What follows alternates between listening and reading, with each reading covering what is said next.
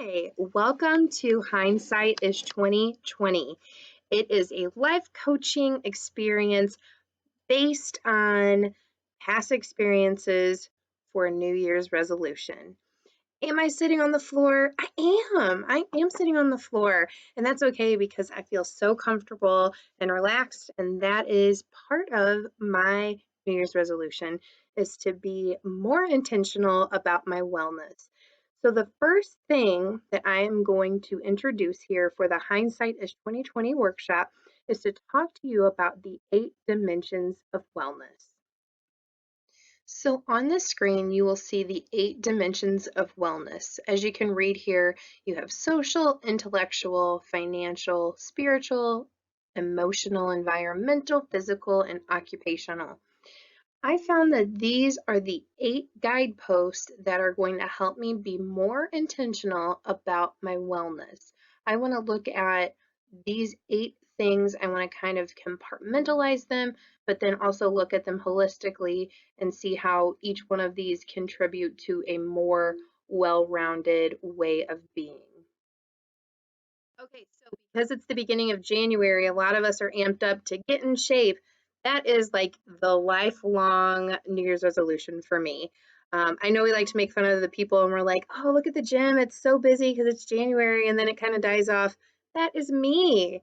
I'm totally one of those people. I'm like such a planner. Get in there, get started. I've got this motivation. And then where the hell does it go weeks and months into it?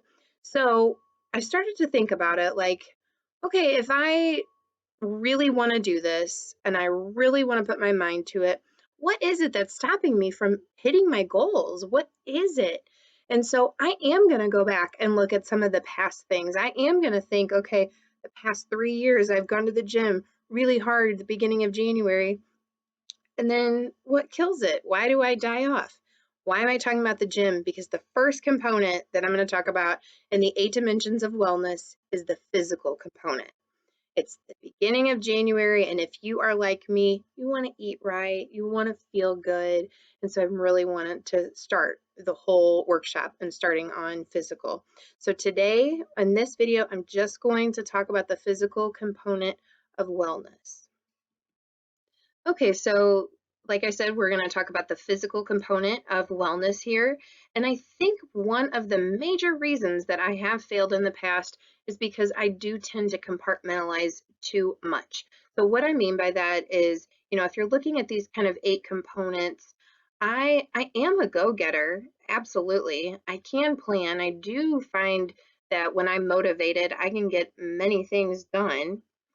But when I actually take a step back and I think about the 8 dimensions this way and see how they're all connected, that is my new lens in which I'm looking through my goals, in which I'm looking through my wellness. I really truly believe that these 8 components all work together to create a more well-rounded way of being. And so why I wanted to focus on the physical, again, we're at the beginning of the year. It is a really common thing, especially for women, to want to focus on the physical aspects. So the eating right, the getting to the gym, doing the workouts.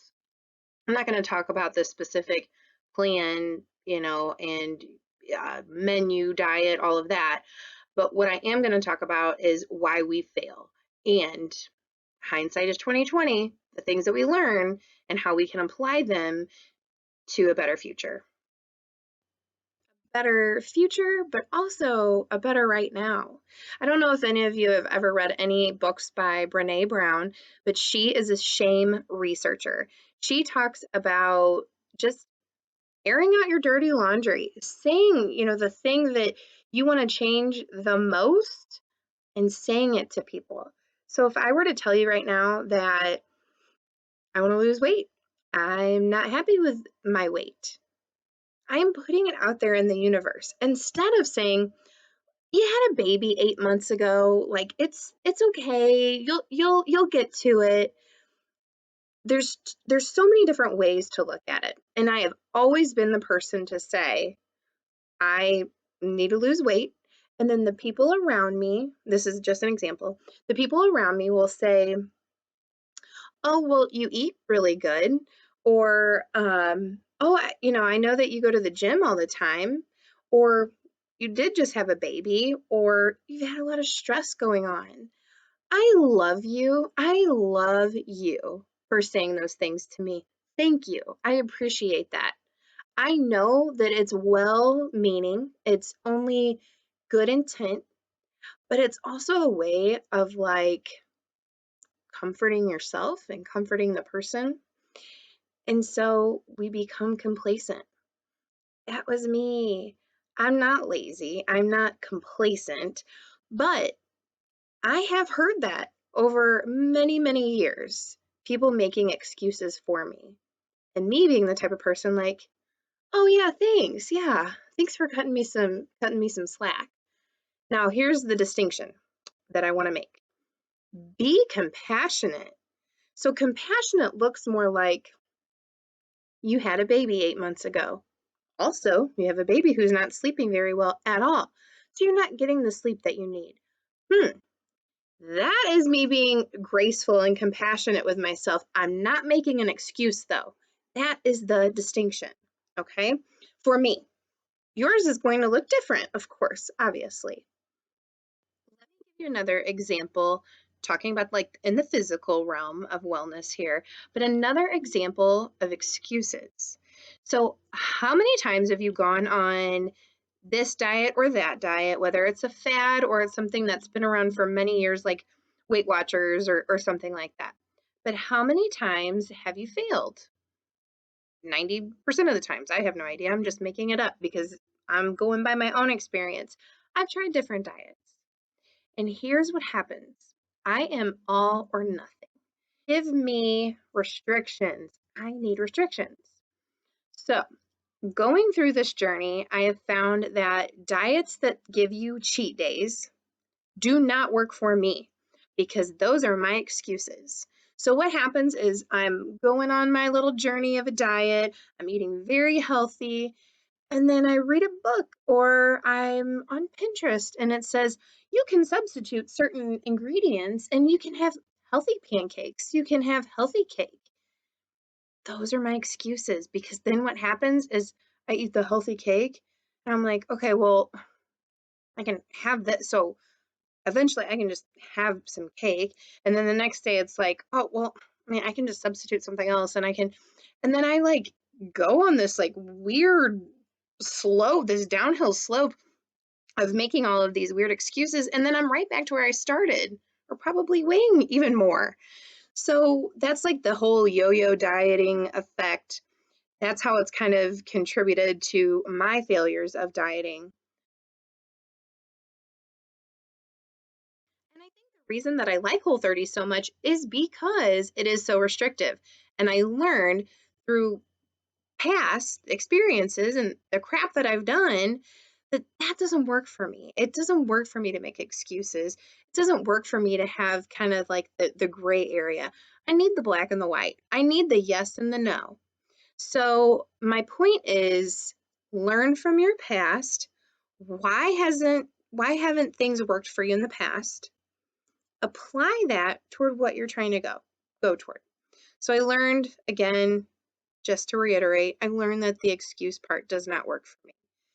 It has looked like compassion, but for me it's an excuse. And I've leaned way too much into those excuses and I'm done with it. So find what has not worked and apply that toward working now. If you just sat through my 10-minute video, God love ya. I appreciate you so much. Thank you so, so much. Seriously, I'm being so vulnerable here. By the way, this is the first time I've ever done any kind of video editing. So, just bear with me. It's going to get better from here. But I have a front-facing camera right now. I'm talking to this little dot in my computer and like putting it out there for you because I so believe in this power of connection. I believe that me being vulnerable with you, you will connect with this. There's something that I'm saying that you will connect with. I really genuinely hope that. And I hope that it only helps you to do better, to be okay with who you are today, right now, as you are, to connect with others and give them the message that you are enough. Who you are today, as you are today, you are enough. But guess what? If you want more out of this life, you got to put more into it. And that's my message here.